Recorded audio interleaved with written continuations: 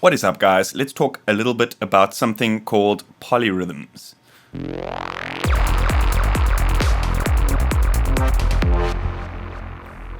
So the idea of polyrhythms is that you have a sequence or a number of sequences running at different time signatures.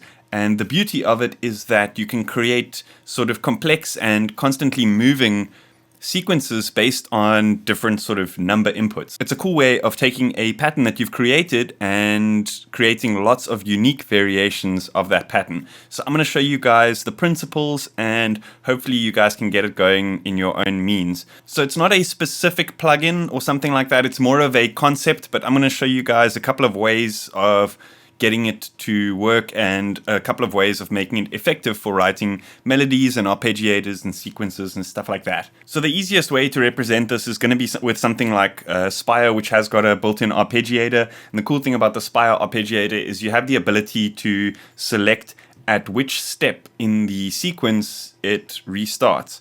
And this is one of the sort of fundamental features that you need to get polyrhythms going.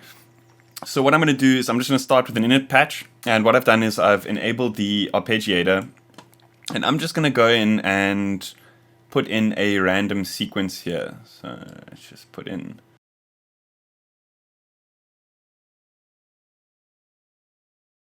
I'm just going to put a filter on because the sound is quite sharp. It's annoying my ears. So at the moment, the sequence is playing all 16 notes. So if we had to layer it over like a 4/4 kick, it would sound something like this.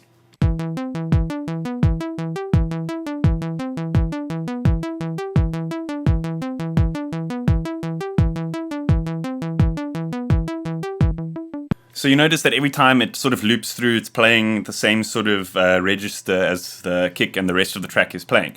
But now if we sort of start to manipulate this end parameter over here, let's say for example 12.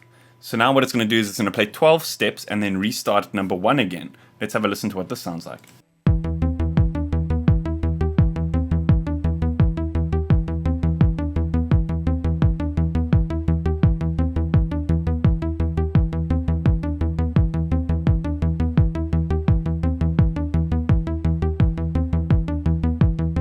So it's a cool way of changing the rhythm and sort of energy of a build-up or something like that. But here's where it gets really interesting. If you start using stuff like prime numbers, like 7 and 11 and stuff like that, you start to get really complex melodies that kind of change constantly.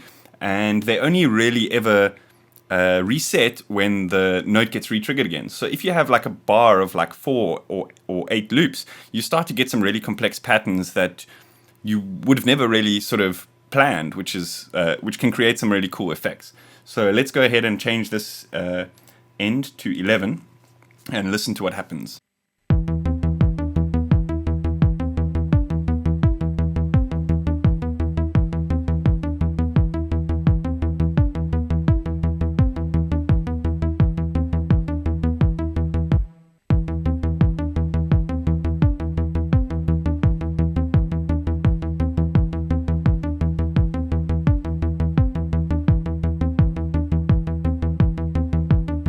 Now, a really cool technique to complement this would be to use something like a step sequencer to trigger different notes at a different time signature. So what I'm going to do is I'm going to enable this stepper over here. Let's just turn oscillator down to 0, but not off. So how you do that is you just turn it down until the yellow LED turns on. What this means is we can still modulate this oscillator on and off. So then let's flip over to the matrix over here.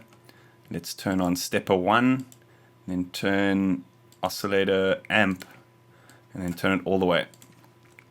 So now what we want to do is we just want to drag a couple of these at random. So let's do up, down, down, down.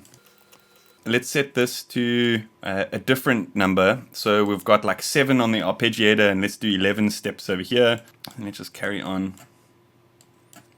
And then randomly input some of these like this.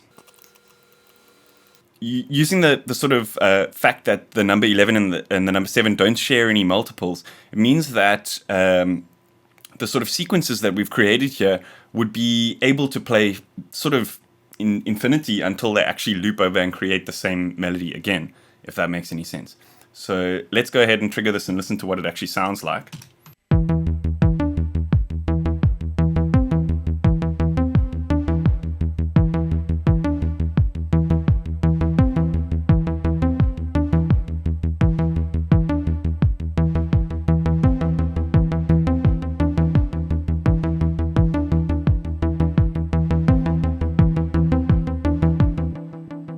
So what's happening is I've actually got 4 notes here, and it's re-triggering every time. So I actually want to just make this one long note like this. Now let's listen to the difference.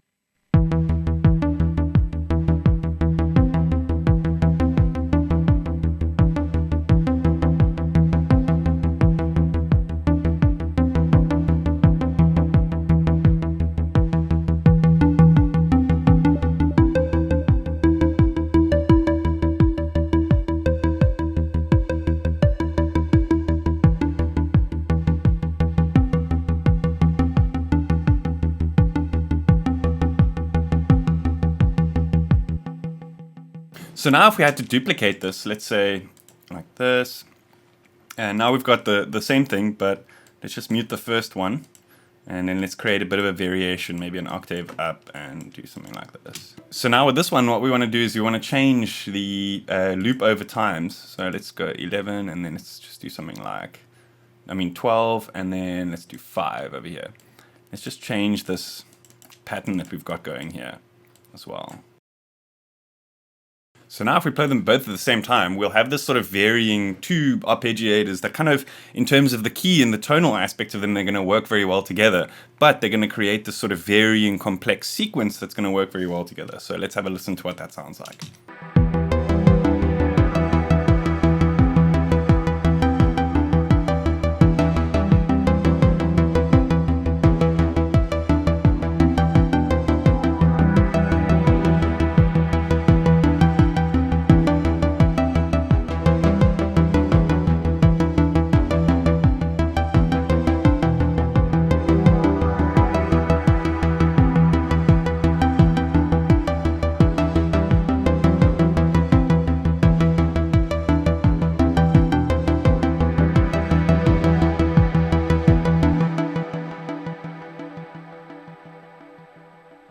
I hope that was helpful, and I hope you guys enjoyed that. Let me know in the comments what you guys think, and let me know if you guys knew about polyrhythms already, and if you guys have some techniques for using them that I could maybe benefit from. Hit me up in those comments. If you like this video, hit that like button, hit that subscribe button. If you want to support me and what I do on my channel, head on over to my Patreon and check out the different pledges I've got there. See you guys next time.